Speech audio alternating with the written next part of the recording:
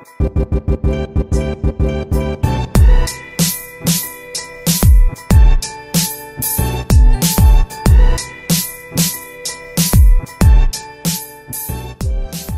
to this episode of Corey Learnings. Justin, here we're talking fintech today.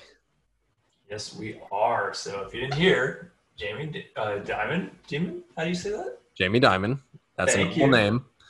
Yeah, should know that. So the CEO of JP Morgan basically said in an interview today to some people that they should be scared shitless. And I am not exaggerating what he said. That's verbatim by fintech companies and their rapid growth and adoption over 2020 as they've been used more and more and more. He said they need to get quicker, better, and faster. Talking about JP Morgan themselves and the big finance companies that you know. CEO of Omega Bank quoting Kanye, But hey, sounds ominous. So what is fintech? Tell us, Justin.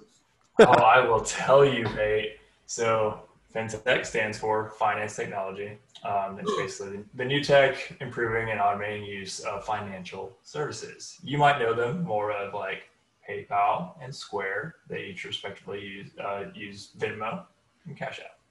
So things we've all probably used. I know you and I use them, or use Venmo at least, for collecting our fantasy football dues. Yep, been using Venmo for a hot minute to do that and some other things. Nothing illegal. No, we're not paying recruits like D1 football programs with these cash apps, but yeah. Of course not. That's a suitcase on a park bench. We digress. Hey, according to Tennessee, it was McDonald's bags with cash bands in them. So we digress. But in an example of one being SoFi, they just got brought public, right? They did, yeah. So they went through one of our favorite places to go through, SPACs. Chamath Palihapitiya, he, if you know, he's the CEO of Social Capital. Used to be a big influencer with Facebook. He just started SoFi, which if you're looking for that on the stock market, ticker IPOE. No suggestion or anything there, but if you want to look into it, they just went public, and just to add a name to the list of these fintechs. So they're not going anywhere. They're getting they're definitely popular not. And creating new ones. Yeah, they're definitely not going anywhere, considering Cash App has 40 million users alone, more than Wells Fargo, who has about 38 million, and Venmo has 35 million, us being two of them. So I think that's proof that non-boomer banking customers are willing to use these digital payments platforms rather than just only using a normal bank or a bank that has a physical location and taking your checkbook in.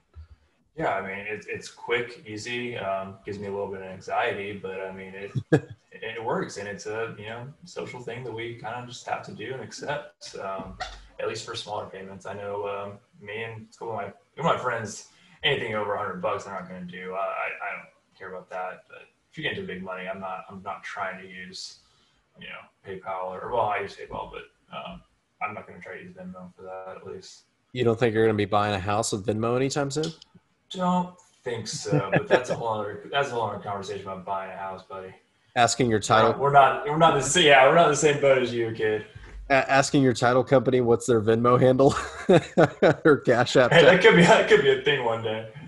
It could be a thing one day. I mean, okay, so you say Diamond was scared shitless, or that JP Morgan should be scared shitless, but in they also predict that there's going to be heavy competition because you've got what I can name off the top of my head. You've already said PayPal owns Venmo, Square owns Cash App. You've also got Stripe, who's waiting out there in the private company wings. You got Ant Financial, whenever the hell that China's going to let them actually go public.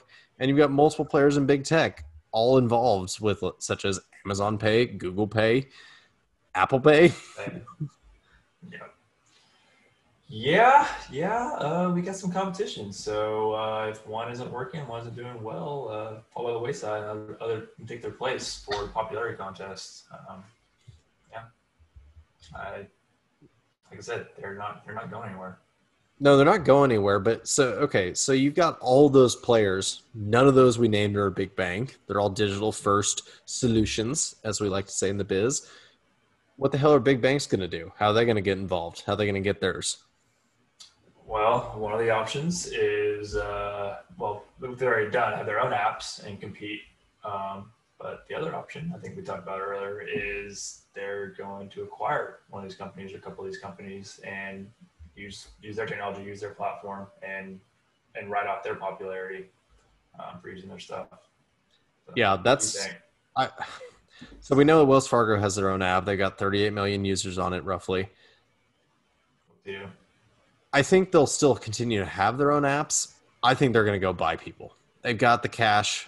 They're going to go and buy some of these companies and they're going to get them added to their to their balance sheets. You know, how else is Jamie Dimon going to add another $1 trillion on top of the $3.4 trillion that JP Morgan already has under its management? Yeah, I think you can take that risk if you want to even call it that at this point. Yeah, I think that's a realistic, solution. Let's say to their issues here of getting bigger, faster, stronger, whatever you want to say. Uh, yeah, let's go Kanye again. I mean, That's a lazy approach, but doesn't that make sense for a Stripe to be acquired by a JP Morgan?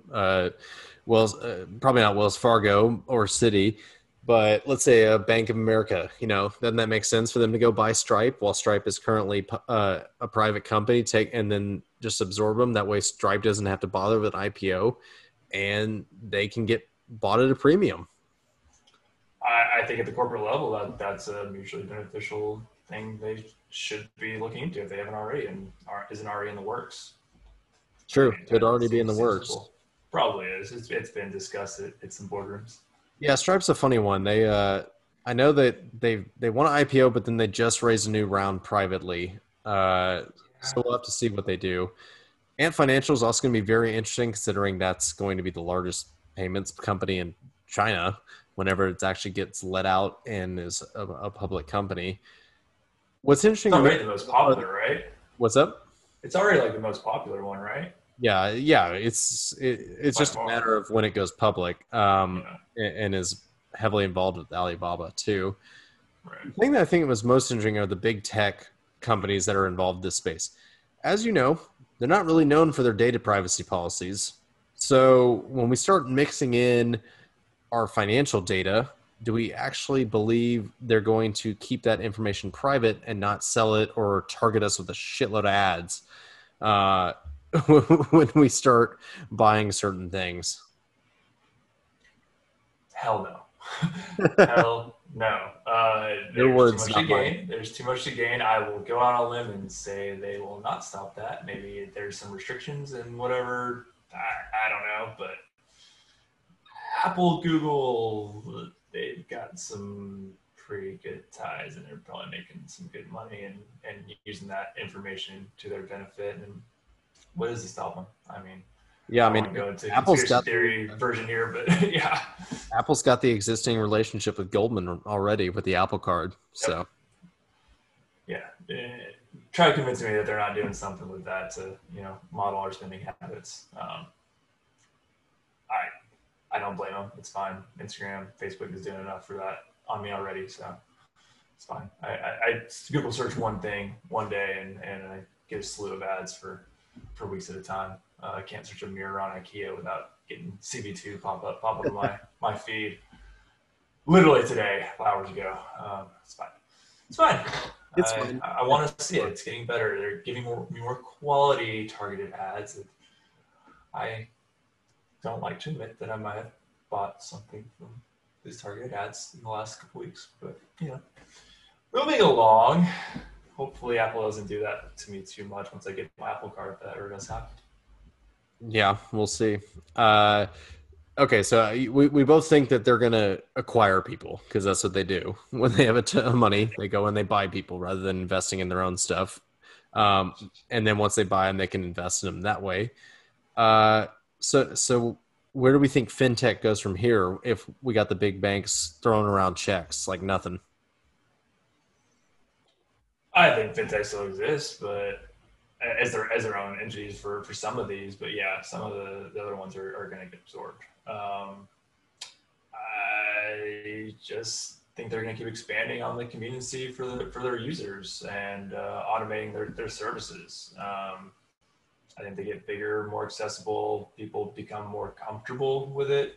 So I know that is still a problem. I mean, one of my roommates refuses to, pay me anything over $100, like I said, in Venmo, just out of, mistrust and malpractice. I don't know if that's based on anything real, but yeah, nope, sounds very common occurrence.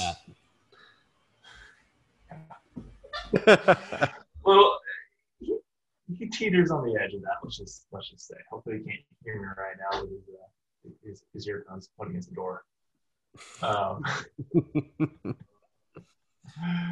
But yeah, I think you get more trust. You get more, maybe some more regulations too with these things. Maybe some things that we just don't know about right now that aren't regular, aren't monitored like we would hope, or kind of people that do use it might trust.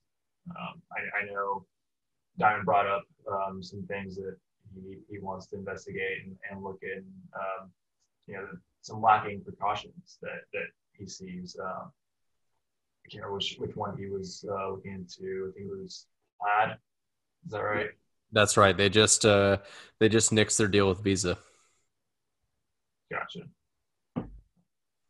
So yeah. He's got some issues with Plaid, right?